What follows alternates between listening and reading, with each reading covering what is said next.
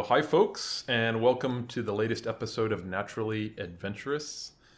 I'm Ken Behrens, and as always, I'm joined by Charley Hess. And we've left people in a little bit of suspense about what we're going to talk about this week, mainly due to lack of planning on our part.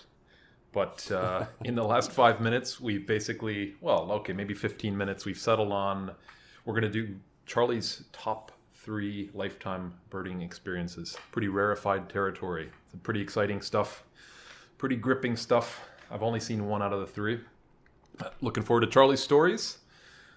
Before we get into it, we will mention again our virtual birding tours. Please check those out. If you Google virtual birding tours on Google, it's normally the top hit. It's on the Tropical Birding webpage.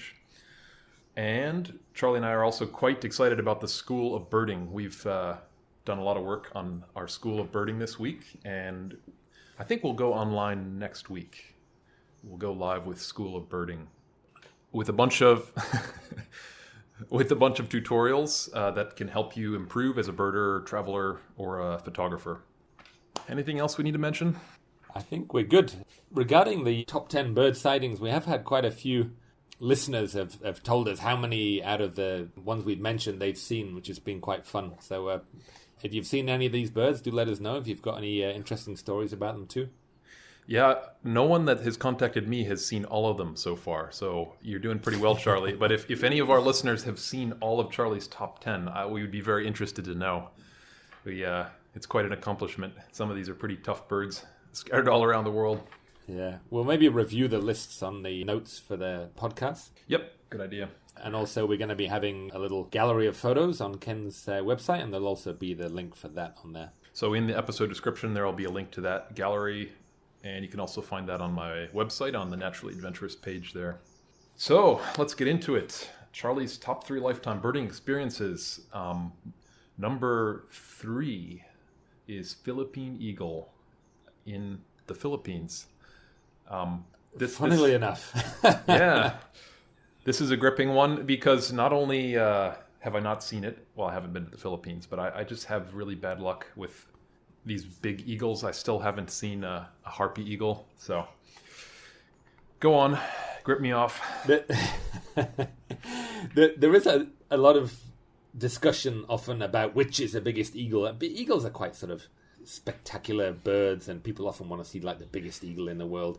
And there's actually a few contenders for this. There's the harpy eagle in Central and South America. There's the Steller sea eagle in sort of Northeast Asia, and then the Philippine eagle. The Philippine eagle is actually the longest, and I think it has the largest wing area, is what I was reading. Largest wing area. I guess it has fairly short wings because it's a forest bird. It does actually soar a bit, eh? It does actually soar really? more than some of those other ones, yeah. So I think the harpy and the Steller sea eagles, they are like very bulky, very heavy birds. But this one, I think, is a little bit longer. So it is, by some measurements, the largest eagle in the world. Where do the African eagles, how do they stack up? The Marshall and African crowned? Big beasts. They're big, but I think a bit smaller than these real big boys, the heavyweights. There have been some other names for this bird. It's called just the Philippine eagle now. It has been known as a monkey-eating eagle or Philippine monkey-eating eagle, and it does actually eat monkeys, but not solely monkeys. Does take birds, takes hornbills sometimes, takes flying lemurs. Baby rhinos. So, yeah, pretty spectacular bird. Another name for it is called the haribon, and this is from the Filipino language. Ibon means bird, and haribon means king of the birds, which is also a pretty cool name. And there's also a bird conservation organization in the Philippines called the Haribon Foundation, which is well worth looking into. So like I say, it is a critically endangered bird. I think there's probably less than 400 individuals now, and they're very widely spread out. The Philippines has got some of the worst environmental destruction in Asia. It's in a really bad way. Big population pressure on habitats. So yeah, and also they're persecuted. They can be shot. Their nests can be robbed. Yeah, so they're under real pressure. Do they take domestic animals at all, or do people persecute them because they eat their goats and that sort of thing?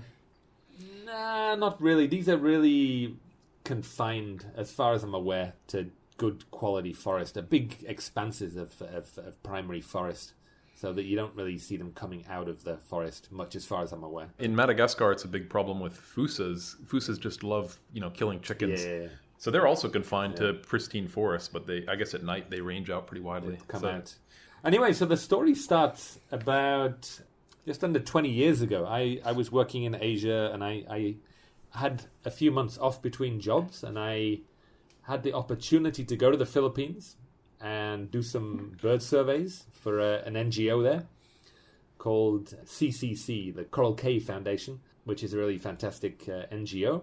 And I did some bird surveys, and I did some sort of training and stuff of locals and sort of census techniques and stuff like that. And I was actually in the Visayas, which is in the sort of the middle islands, and there weren't any Philippine eagles left there. But while I was there, I met a guy called Tim Fisher, who was a real birding legend. He was the author of the book, and he was a real expat birder in the Philippines. He was they don't make him like him anymore. He was like very posh sounding. He sounded like he should have been living 100 years ago. Yeah, hello, we're going to look for some birds. so he turned up at this place where I was doing surveys, and we went out birding together, became friends. I met him later on, and we did some more birding in Manila, and got to know him quite well. He actually passed away a few years ago, very sadly. And this was, imagine, 20 years ago. The emails and internet, it was there, but it was sort of limited. You'd have to really look hard to find a place where you could send an email. Anyway, so I was doing surveys in this forest, and I was then moving down to another place, and I just had a chance to check my email, and I think I decided not to bother. I thought, it's fine, I'll just go to this other place. And I didn't, if I'd have checked my email then, I would have got an email from him inviting me along on a birding trip to go and see the Philippine eagle. Ouch. And instead I went to this little remote island, which was lovely.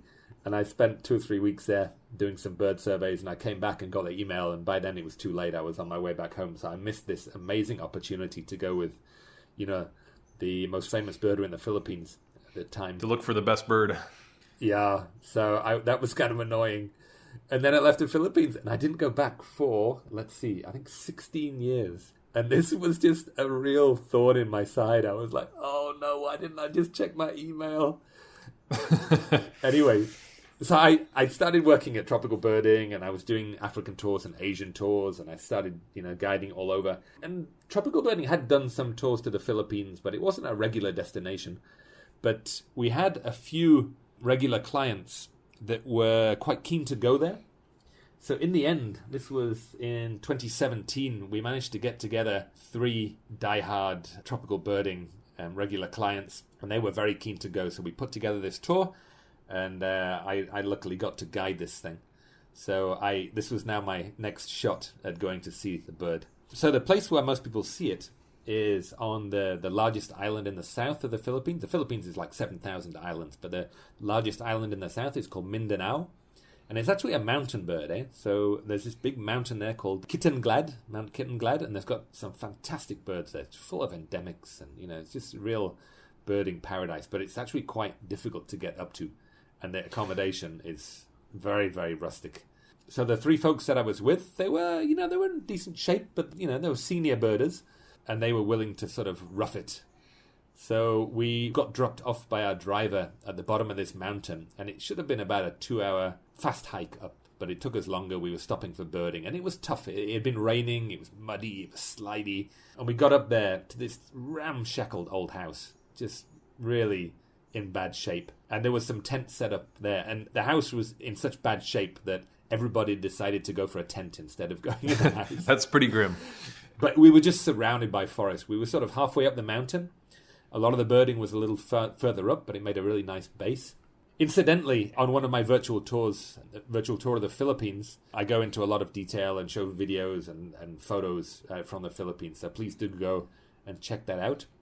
But anyway, we got there, and we were told when we were there, the local guide told us that there had been a nest. We had heard that there was a nest. We were going to go to a nest and look at a bird on the nest, and it was all going to be a slam dunk. The nest had been abandoned. So that was a big blow, having waited 16 years to see this bird. And you think it's almost guaranteed, Yeah. and then, ouch. And then it's not. A lot of really big, bulky eagles, they don't really soar much, but this does occasionally soar. But of course, you need to have some thermals, you need to have some good weather, and it was kind of wet and cloudy, and it wasn't your sort of raptor soaring weather. But there was an overlook, and it was another pretty brutal hike up, and we were exhausted from getting up, and it was another brutal, slippery, muddy hike up to this viewpoint. And we went up there in the early morning, and we just stayed there all day. I think we sat there. They had some like a bench, and it's just beautiful view over the mountain. And we sat there for 8 hours. Nothing. Oof. It was sort of drizzly, and it stopped, and it kind of warmed up a little bit, and it just seemed like the sun might almost come out, and then it started raining again, and it was just like, oh no. And I think we actually took a hike further up from there again, another 30-40 minutes hike up to the nest, and we looked at the nest, and we could see an egg there. One huge egg on this nest had been How could you see abandoned. How could you see the egg? Was it kind of an So open? the nest was on the other side of a steep valley, and we had this little overlook, and we were looking over, and you could see in the nest, and there you could see the abandoned nest with a single egg there. That's crazy. So I guess it's getting kind of insulting at that point. Yeah. Anyway, it wasn't there, so we went back down to the viewpoint. 8 hours, nothing. Went back down. We saw some great birds on the way up, great birds on the way down, but no eagle. We had 3 nights up there, so 2 full days. And we went up the next morning again, very dutifully. Sat there, started our vigil, and 1 hour, 2 hours, same raining, and then it eased off a little bit, and then more rain, and it was just miserable. And then every hour went by, it was just the chance of us seeing this thing again was just, oh no. And then I think the second full day, also we didn't see it. Oof. And it was like, this is not happening. This is really not happening. Anyway, I think on the third day we maybe had 2 or 3 hours, and we hadn't seen it on 2 full days of sitting and scanning. By this point, I had memorized every single little branch on the whole mountainside, just scanning all day long, and it was miserable. It's so hard to stay in sort of a good mental space under those circumstances. Oh. Like, on the one hand, you're very privileged to be there in the first place, and this is all kind of a silly game, and there's people who are hungry in the world, but then you really, really want to see that eagle. And you really want to see it. And also, I mean, if we'd have seen the bird straight away, we would have hiked higher up the mountains and got a load of other high elevation endemics that we weren't going to see now because you're sat there. right. You're losing other birds. We're losing other birds, Anyway, we went up. I think I can't remember exactly. We may have had 2-3 hours, and we went up there 1 hour, 2 hours. It's not happening. And then I'd pretty much resigned myself. And then this other local guy just comes sprinting down the hill. He says, "They're on the nest." Oh my goodness. And I was like, oh my God. And you have never seen 3 senior birders move quicker. They were sort of, they were taking their time walking up the mountain to get up to the campsite. They were gunning it. You've never seen 65-year-olds move so quickly. I'll tell you, it was amazing. And it was like, it's going to go, by the time we get there, it's going to have gone. Oh no, what are we going to do? And then we're going. And I'm sort of a little bit ahead, and we're trying to make sure that we keep this chain because we don't want anyone getting lost. And we're like, Come on, we've got to do it. And we get there, and then there's a scene in my head that I've seen so many times where the guide's like waving you, come on. And he's kind of waving, he's beckoning, and I was like, it's going to fly. You just feel it in your bones. Like, I know it's... You're going to see him drop his binoculars and his kind of crestfallen look come onto his face. Oh no, it's just gone. And then I got there and he's pointing it out and I'm like, no. And he's, the guy speaks like pretty limited English and he's like, oh, the tree. And I'm like, come on, what tell tree? Me, describe it. Which tree? There's a million trees.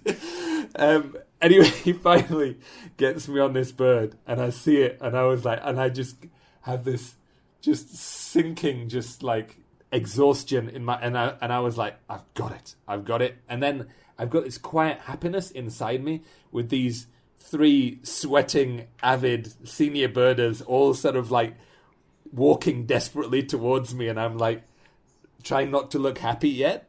Yep, I've been there. And I'm like, you've been there, right? And then right, and I'm getting it in the scope, and I was like, okay, go. And then the first guy, he's sweating, he's like breathing, and he can hardly keep his head straight because he's shaking so much. And then he's got it, and he's like, and then he says, got it. Okay, and I was like, fantastic. I pat him on the back. The next one's coming up behind, second position, and he sort of moves out of the way. They were really nice folks, and they were always like cooperating and helping each other, and he's out the way and giving her a hand up. And then the next lady comes in, and it was like, yep, got it. And then the other lady was a few minutes behind, and then she's coming, and then they're sort of doing that thing of beckoning. It's there. Come on. Come on! You can quickly, slowly.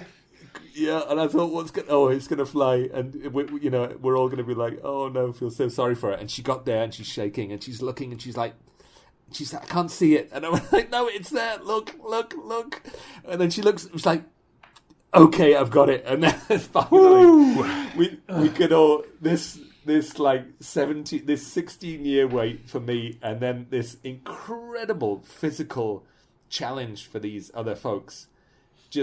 And the whole, that was the main reason for some of these guys for coming. Really? And then we all saw it, and we all just collapsed in just exhaustion and happiness, and it was relief. Just like one of these ultimate birding experiences. I've had a lot of, we've been describing a lot of these, and a lot of the time we've been on our own and really, going hard. But this was with clients, and we all made it, and we were all happy, equally as happy. Maybe I was even slightly happier than they were, because I've waited such a long time. You'd missed it before. It's a totally different dynamic when you're guiding people as well. You feel responsible for them, and you also just desperately want everybody to see the bird. Because if 2 of the 3 people get it and 1 person misses it, the dynamic is so tough, because you feel so bad for that person, and nobody can really gloat or even enjoy it that much. It's terrible. It's one of the worst situations. The first prize is where everybody sees it, everybody gets a great look, absolutely. Everybody's happy, and then that's what it's all about. This is a sort of real golden moment in birding. Yeah. Did they know you hadn't seen the bird at that point? Yeah, I think they did. I think I told them the story of me not getting to see it and whatever. So I think they knew that one was a lifer for me. So yeah. Anyway, that's my Philippine eagle story. People usually get pretty excited about that when their guide is seeing a new bird, and when they know it's a nemesis bird for you. And I mean, that probably made it even more fun for everybody. Yeah, they were. I think they were happy for me as well. The Philippines has got a really bad rep as being just a miserable birding destination, and just really, super early, 3 a.m., getting up at 3 a.m. and walking in the rain all day, and just climbing these mountains and staying in a little tent and shy stuff birds. Like that. Yep. So it's not all like that. I would say of all the tours and the extensions, about half of the stuff is actually like any other tour. You're walking around along a road with a scope, and it's nice birding. And we've actually decided to redesign our Philippine tours and do one called the Easy Philippines. So we keep those easy, nice birding as a main tour. And so now anybody can come along and get a whole bunch of endemics without having to, endure these terrible physical hardships or really uncomfortable long days or whatever, or terrible accommodations. So that's our new plan now. So if you go ahead and check out my virtual tour, you'll see all about this Easy Philippine tours that we've now designed. Yeah, I'm very keen to go. I guess you were in the Philippines. I never had been that keen to visit, but now I'm desperate to get there. I guess we're both probably desperate to go anywhere in the middle of this pandemic. But that's right. Hey, so do you know where the world's biggest raptor ever was found? Was it not New Zealand? Was it that one that ate moas? I think so. There was one in New Zealand and there was one in Madagascar, and I think the Madagascar one was probably a little bit bigger, but they were both massive. So the Malagasy one ate these 500-pound gorilla lemurs and the elephant bird, which was the biggest bird that ever lived. So I guess it makes sense that it would have been even bigger than the New Zealand one if its prey was just ridiculously huge. But it was the size of an airplane, a small airplane. Those would have really just dwarfed these current giants. But, great story. I never heard that actually. So that's another good one. Excellent. So your next number 2 is Okinawa rail, which this bird was really off my radar until I watched your virtual tour of Okinawa, and man, it looks like a great place and such a cool bird. So love to hear the story. The weird thing is, you look at a picture of it, and we'll put a photo in the gallery so people can see what it looks like. But it's just an incredible looking bird. It's like black with these white bands on it and these bright red bill and red legs. It's a gorgeous bird. And the thing that initially got me excited about was it that it was only discovered, it was only described to science in 1981. That amazes me. It's incredible. This isn't like some remote valley in New Guinea or some mountaintop or something. It's a fairly accessible island. And it's not some little cryptic bird either that, just has gone unnoticed. This is a foot long, black with white bands on it with a bright red... How on earth can something like that go unnoticed until 1981? I think its existence was confirmed in 78. And then finally they got a specimen in 81 and they described it, some Japanese biologists. It's so weird. When there's several other endemics on Okinawa, right? When were those first described? Do you have any idea? I think they were earlier. There's like an Okinawan woodpecker and there's a lot of other taxa, yeah. But I think they were earlier. But this one was quite late. They are secretive. They've got a really loud call. I mean, I think the locals knew it was there. Of course, yeah. But it wasn't new to humankind, but it was just new to science. I'm sure they had a name for it even before it was described to science. The area it's found in is in the northern part of the main island of Okinawa. And again, I'll give my Okinawa virtual tour a plug here. It's not one that's been very popular with people because it's not a very well-known destination, but I do encourage you to check it out because it's a really interesting area. And the southern part of Okinawa Island... So Okinawa was part of the US. They kept it after the Second World War and they only gave it back to Japan, I think, yeah. And I can't remember when it was, maybe the 70s or something like that. Huh. And still there's US bases there. And a lot of Japanese are really not terribly happy with the US having a military presence in Japan. Okinawa only became part of Japan, I think, at the end of the 19th century. And before that, it was a kingdom. It was a separate kingdom. And then it was sort of incorporated in Japan. So really? It's got a very different culture. And I just, I'm crazy about Japan, as many people know. And I'm even crazier about Okinawa. It's culturally, it's fascinating. I love the music there. The people are incredibly friendly. They've got a really cool language. It's not even a dialect. It's more like a language. Not like people from the mainland in Japan wouldn't really understand if they heard two old Okinawan men chatting. It's really very distinct. But I was fascinated. It's got beautiful white sand beaches and crystal blue seas. It's a real paradise. It's an absolutely beautiful place. And I've been there 6 or 7 times now. I just keep going back. I love it. Are the people not Austronesian people, like the people in Taiwan and some of those other islands? No, they're not. So they are Japanese... sort of East Asian. I don't know if that's closer to Japanese than Chinese, but they're certainly sort of East Asian. They do look quite different. They tend to be a little bit shorter. They've got sort of rounder faces. They've got a different look to them than other Japanese people. Just looked this up, and yeah, it is part of their language. Is part of the Japonic language family. Interesting. So I moved to Japan in '98, and I think I did my first little trip down to Okinawa I think it might have been 99. I was working as an English teacher there, and I had some time off, and I think I took a boat down there. And I was still a bit short of money, so I didn't hire a car or anything. I took a bus up to the north of the island, and I was camping and hiking around. But I didn't know at the time, but the best way to see it is to drive around along the roads in the early morning. And sometimes they'll come out on the edge of the road along certain stretches, if you know where to look. So now, if I can go and I've got a good chance of showing them to people. And we do offer Okinawa as an extension to the Japan tour. But at the time, I was just walking around the forest trying to look for these things. And I spent 3 or 4 days looking for them. And I actually heard them quite close at one point. And I didn't see these things, and I was desperate to see them. And that was back in 1999. And I didn't get to actually see the bird until 2016, which was another 17-year wait. There's a bit of a theme here with your top birds. There is a bit of a theme. I think these long waits really make it extra special when you do finally see the bird. So anyway, we finally got some people, I think it was just one guy actually, decided after one of the tours he wanted to go along to Okinawa and see this thing. So I went along there. I did a little recce beforehand. I was driving around. I found some good locations for it. And then I took this client and showed him it. And another thing is that you can often see them at night. They get very vocal just after dusk. They roost up in trees. They're not flightless. They're almost flightless. They really don't like flying. And one thing I saw driving around at dusk was you get a lot of tree ferns there. And they often grow on a sort of 45-degree angle. And these rails will sort of walk up these little kind of ladders up into the trees. Oh, cool. Along these tree fern trunks, which was quite cool. But I was driving around and I heard this call, and it's like really loud. They've got one call which is like a Madagascar rail. It's like, and then they've got this other kind of growling call, like rah, rah. And I heard this thing, and I shone around, and then I saw this thing just very close, roosting up in a tree.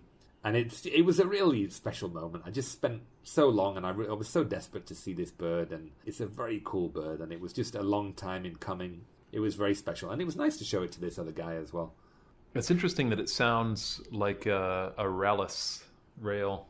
It's in the genus Gallirallus, like the barred rail that we saw in New Guinea. It's kind of similar to that, and they've got this also like quite a similar call. That's to that. true. Yeah, they don't sound that dissimilar from classic rails. Ah, cool.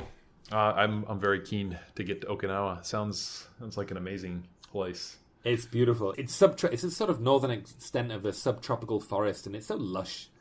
And it's got such a lot of very cool... And it's not just birds either. There's cool reptiles and amphibians and plants and mammals and all sorts of stuff. So it's a really nice place to visit. Beautiful ocean surrounding it. It looked like in your virtual tour, just one of these kind of paradisical islands. Yeah, no, it's fantastic. Great. Well, I guess that brings on the big moment that everyone's been waiting for. Charley's #1 lifetime bird sighting. This one surprised me a little bit, but then I guess you really like these endangered birds, and this bird is critically endangered, which is the helmeted hornbill. So you really don't get much more critically endangered than this bird. It's really...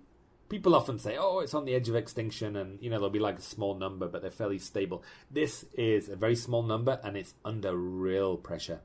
So hornbills, they often have these, they're very long bills and this big casque on top, and it makes their head look really heavy, but actually it's got like a sort of, almost like a sort of honeycomb inside, right? Like toucans are the same deal. They look like their head must weigh about 5 pounds, but if you handle a specimen or ringing them or something, it's almost weightless. And the thing about the helmeted hornbill, I think it's the only hornbill that has a casque that's actually solid, and it's red, and it's known as red ivory. It's one of these, it's like rhino horn that's sort of worth more than its weight in gold. It's incredible, and it's very popular in China to make these little seals, like a little name stamp, and it's a real sort of...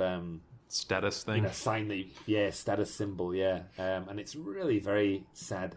But there's a huge amount of money for people to go poaching these critically endangered hornbills and then sort of taking this red ivory and selling it to very wealthy Chinese businessmen. So it's a really sad story, and they're just on a downward spiral. They're just everywhere they are, they're under huge pressure. I think helmeted hornbill's always a pretty low density bird. Even compared with rhinoceros hornbill, which is the same size. But I believe rhinos feed on a lot more different fruits, and that helmeted hornbills are more specific in the food that they eat, if I'm remembering correctly. So even some of the early accounts of people, of European explorers in Borneo, they would see flocks of like hundreds of rhinoceros hornbills and then quite a few helmeted, but I think helmeted was always a less common bird. Right, so it's just naturally rare. Yeah, as I remember. That's interesting. So if you take a look at it, I think Ken will put a photo up in the gallery, but it's very unusual. It's got these very extended tail feathers. It's got this really long tail. It's an incredible looking bird. Yeah, so it's got this sort of red casque. It's a bit of a shorter bill, and then it's got these weird sort of wattles and stuff around its face. It's just really bizarre looking. Now, to me, it has a dinosaur-esque look to it, which a lot of the coolest birds have that, like the cassowary. There's something very primitive and primeval about it. Anyway, so my first time in the range of this species was probably back in about 97 when I started traveling around Southeast Asia. I went to some areas where it was found and didn't see it. And then as I traveled more and more, I saw more and more hornbill species. And then this was always a one that, was always in the book and, it just didn't seem to be there. And in the end, it was like the only one left. And I was like, what's up with this bird? And then they were becoming, all the time rarer and rarer due to poaching. And then I think one of my best chances was a couple of years ago in Borneo. So Ken's done a wonderful virtual tour to Borneo, which I recommend. But he shows some footage of this bird and a wonderful recording. So, yeah, and I actually heard this bird there. So we were birding in the Denham Valley there. And I heard this kind of booming sound across the valley. And I was trying to get a view through the trees. And we spent hours looking for this bird, and then it just went silent, and it had flown away, and we missed it. We spent a couple of days, and I was like, oh, I was quite used to missing it by then, but I was still kind of frustrated. And then finally, a couple of years ago, I was doing a little trip with my family, with my wife, who also likes to bird, and my son, who was just getting into birding. He must have been about 6 years old at the time, and we went into this reserve in Peninsular Malaysia. And there was an overnight hide there, and we'd been there before, I think the previous year, looking for Malayan tapirs, which is another nemesis of mine. Have you seen that animal? I've seen the semi-tame ones. Ah, right. But, yeah, I guess they're a little bit dubious. I think that they were rescued from the wildlife trade and then released, but they're very fond of humans. So, I heard that in some of these overnight hides, there's sometimes at little clay licks or whatever, and you had a chance to see real wild tapirs. And I wasn't even going to look for the hornbill. We went in and we spent all evening, and then we stayed the night there on this incredibly uncomfortable, these wooden planks with like a little thin sleeping bag and insects buzzing around us. It wasn't very comfortable, and we didn't see the tapir, and we got up in the morning, and just as we were sort of packing up to go, I hear this booming sound just outside the blind, and I'm like, that rings a bell. And then it just dawned on me. I was like, oh my God. And I ran out, and there was a clearing right there, and it was just calling very close. And then just a few minutes later, this thing flew across this clearing, and I got a wonderful view. And my wife and my son were with me as well. And then it flew back again, and we just got flight views of this incredibly rare bird. And it was just so unexpected, I wasn't even going looking for this. And it was just such a happy moment. It was so wonderful to share it with my family as well. Was Felix, was he excited about that? Oh, really excited. And he's very into, I think probably because his dad always goes on about it, about rarity and critically endangered species. Yeah, I wonder where he got that. Yeah, so yeah, exactly. So he, whenever he talks about some world bird, he says, I wonder if they've seen the helmeted hornbill or not, kind of thing, He loves this idea of, having seen birds that other people haven't, and having seen a rare bird that other people haven't. So yeah, I think he's definitely got that from his old man. Oh, cool. And they actually, I forgot to mention that they were actually with me in Okinawa. I took them to Okinawa and showed them the Okinawa rails as well, so they were super keen to see those as well. So my first encounter with helmeted hornbill was auditory only, but it was pretty spectacular. I was birding in peninsular Malaysia, and it was my first time in the region in Sundaland, and I hadn't studied vocalizations or anything.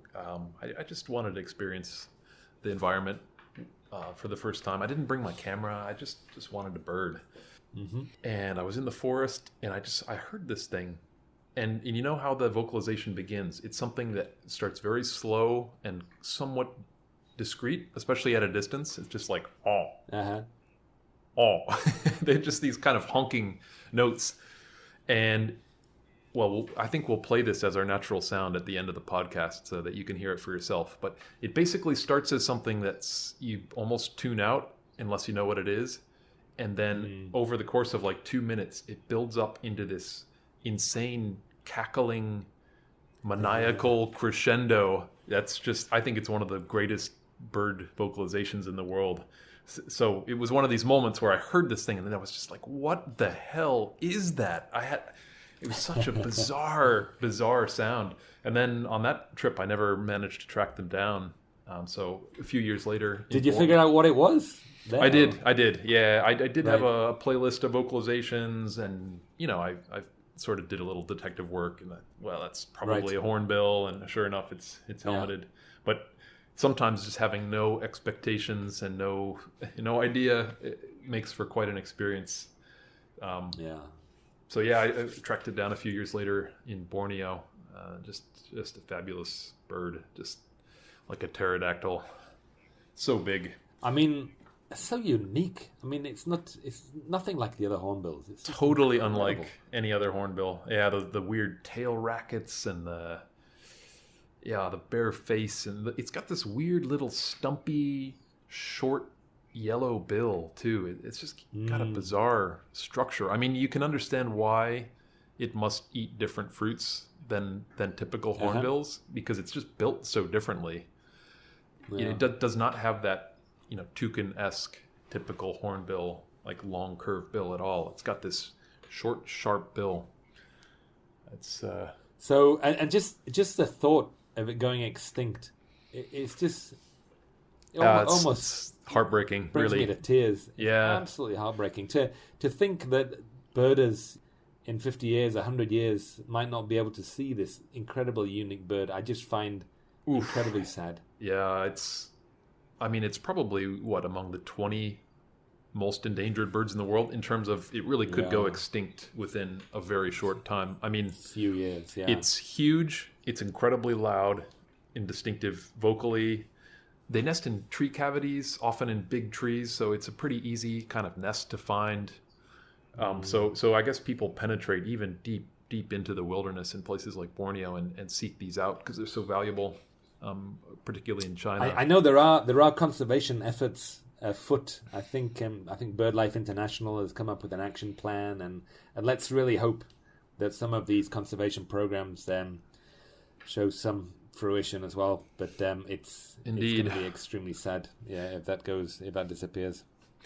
I saw a headline just quite recently that a pretty big new population had been discovered in some remote part of Kalimantan, which is the Indonesian part of Borneo. So that was promising.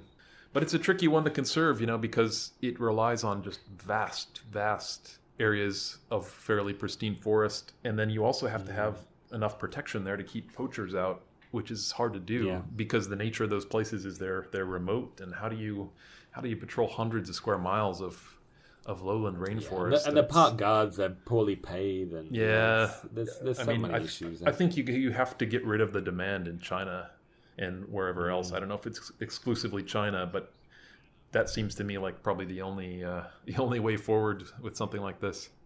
I mean, I know there was a big campaign in China recently with Yao Ming, who's just a huge hero in China, NBA basketball player, against wildlife trade, and I thought that was fantastic. He's done amazing work, and that's what's going to do it is high profile Chinese people doing campaigns like that. I think he did a big campaign to stop shark fin soup, which is incredibly wasteful, and they say just his efforts alone reduced the demand by 25%. Wow, that's great. Which is just incredible. And he's also started doing stuff on rhino horns and other stuff, so whether he's maybe we should send him an email. Next up, helmeted hornbill. The helmeted hornbill, but that's gonna be what it takes. You can understand the way these things developed historically. There would have been this trickle of trade out of Indonesia and out of Sundaland up into China. There would have been so much forest in those days, and people had relatively primitive weapons, and just what was involved in killing a hornbill and taking its casque was very difficult to do. So 500 years ago, you can kind of imagine how this worked, why there was some kind of status in having the thing, and also why it was probably happening at a sustainable level. But with the number of people in Indonesia now, the declining forest, and then the amount of demand in China, it's all just become incredibly unsustainable. It's yeah. If you can just stop these things from being status symbols, or make them basically uncool rather than cool, I think that's probably the only solution. One of the nice things in Asia is that bird photography, especially birding to a certain extent, but bird photography has really taken off. Absolutely, it's huge in China now. And this is China, Thailand, Taiwan, Singapore, just about everywhere. Yeah, and that's what having people passionate about wildlife photography in these countries, because you need that internal pressure. These countries are not going to respond from outside pressure. You need that inside momentum to really make a difference. Yep, people don't really want some wealthy foreigners coming in, looking at something and telling them you should preserve this. That just doesn't work well. But you get tens or hundreds of thousands of Asian bird photographers who really value these things. That's definitely the way forwards. I hope more and more of that happens in Africa. I think we desperately need that. Wow, cool. That was great. I guess I hadn't heard any of those stories really. I remember that you saw the helmeted hornbill, but I hadn't heard the full story. So great, good to finish up your top 10. Thanks for sharing the stories. What are we going to do next week? Are we going to change it up again? Next week, I think we should finish my top 10 probably. And then after that, maybe we're thinking about doing one about life in Thailand, since Charley lives in Thailand, and life in Madagascar, since I live in Madagascar. So but next week, Ken's top 3 lifetime bird sightings. Can't wait. It'll be fun. So thanks to everybody for listening. As always, it's been a pleasure to chat with Charley. And this week we will leave you with the helmeted hornbill. It would be a very appropriate one. It's a long call. It is over 1.5 minutes long. But wait for the big finish. It's well worth it. It's a fantastic natural sound. And we'll catch you next week. See you next week.